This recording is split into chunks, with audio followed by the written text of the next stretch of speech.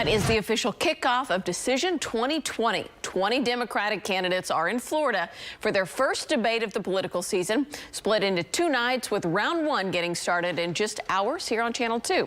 This is a live look inside the debate hall in Miami, where half of the candidates will take the stage tonight, including a couple of Texans running for the highest office in the land. Channel 2 anchor Sion Rhodes is live now from Miami with a look at what we can expect. Sion?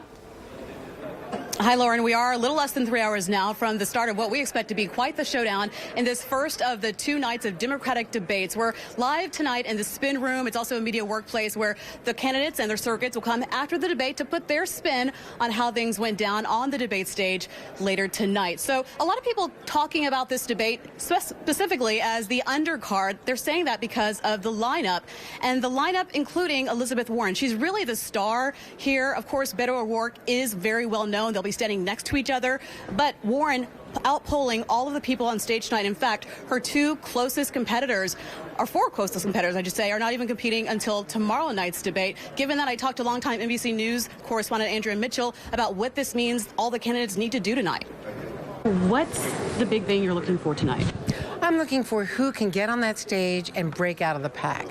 Who is going to show that they've got the right stuff to take on Donald Trump as a Democratic nominee. Some of these lesser-known candidates are going to be pretty desperate for, their moment in the sun, because if they don't prove themselves tonight, the money will dry up. They're not going to make the stage at the next couple of debates. They won't be here in September. So there's a lot of pressure on them, and some of that could lead them to do something great or something not so great. When you're trying to be aggressive on stage in this kind of context, you can make a mistake.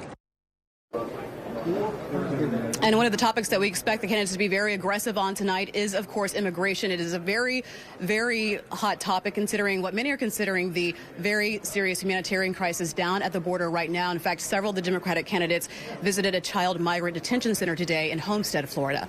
Reporting live in Miami, Sion Rhodes, KPRC, Channel 2 News. Should definitely be interesting. Sion, thank you.